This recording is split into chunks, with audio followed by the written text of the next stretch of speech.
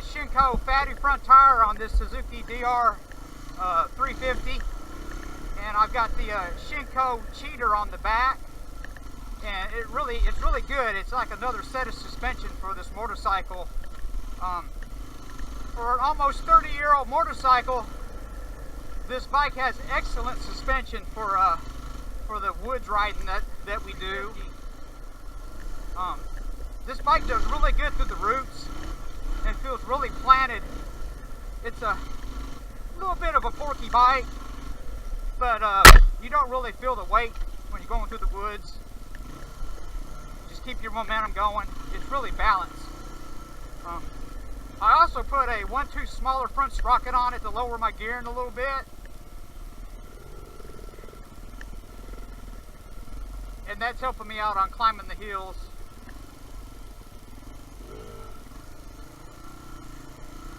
Not having to clutch it as much. Surprisingly, this bike, the stock brakes are really strong on it. Now, I did bleed all the brakes on this bike, front and rear. It's got a rear steel braided brake line on it. The front brake line's the stock one. And it's got the stock brake pads on it, original brake pads, and it's really stopping good. The gearing seems to be about right for this tight woods riding when I come to a big hill. Some of them I probably don't want to go in second gear like I've been trying.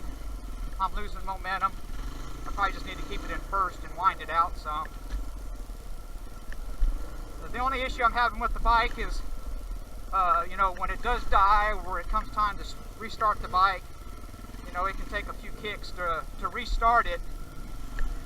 This isn't the electric start, it's a kick-only model. A few years later, they came out with the electric start, and it would be nice to find one of those in good shape, but it's just hard to find these in good shape. Got this bike, it had a little over 2,000 miles on it, and it still does. Hadn't been ridden that much. The bike is very competitive for a 30-year-old bike for this tight technical woods riding.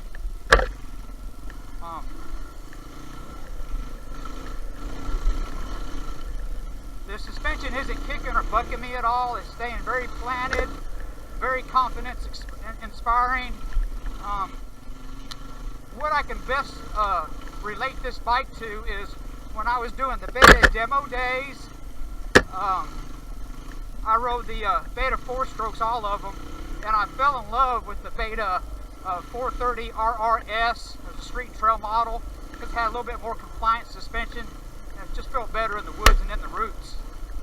And this bike feels a whole lot like that bike, but then yet this bike is, you know, 29 years old. It's a 1990 model.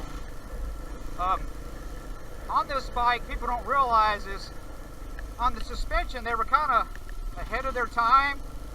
The bike didn't get a whole lot of attention then. They were too busy back in the 90s covering the motocross bikes and, you know, dual sports and just trail bikes. They didn't get a whole lot of attention.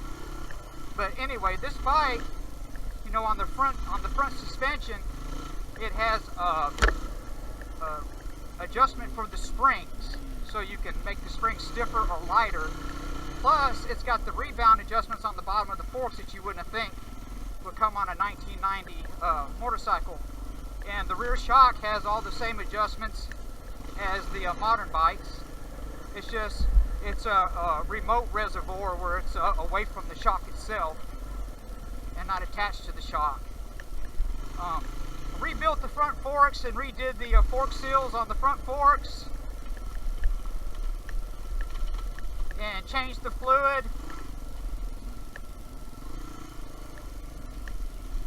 And I don't think it made a whole lot of difference. The suspension's so plush, it's just hard to tell. But the bike has plenty of power, as you can see. And with these Shinko tires, man, it just really hooks up.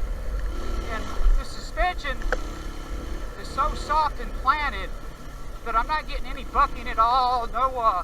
No sharp jars transmitted to my arms. It's very comfortable.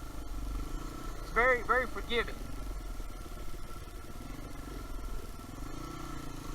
I took about 19 pounds off the bike when I took off the blinkers and all the hardware that went to the blinkers and chain guide and stuff like that.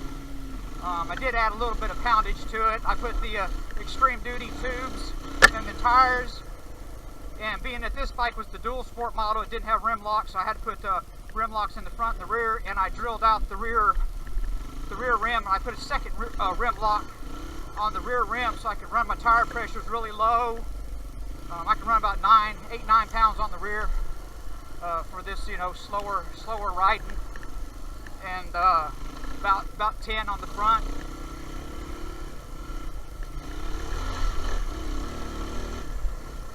The bike has just enough power. You know, a lot of these bikes I ride, they're just overpowered. You don't ever even come close to using it. And even this DR350, I'm not coming anywhere near, you know, using up all of its power. I took the stock handlebars off of it, put some nice aluminum bars, cut the bars down 3/4 of an inch on each side for getting around these trees.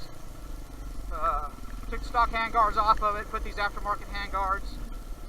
I was gonna put some aftermarket levers on it, but these stock levers feel so good, I just decided to keep them.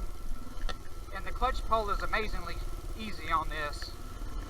A lot of the older ones. And the bike just goes where you point it, but then it corners really good too.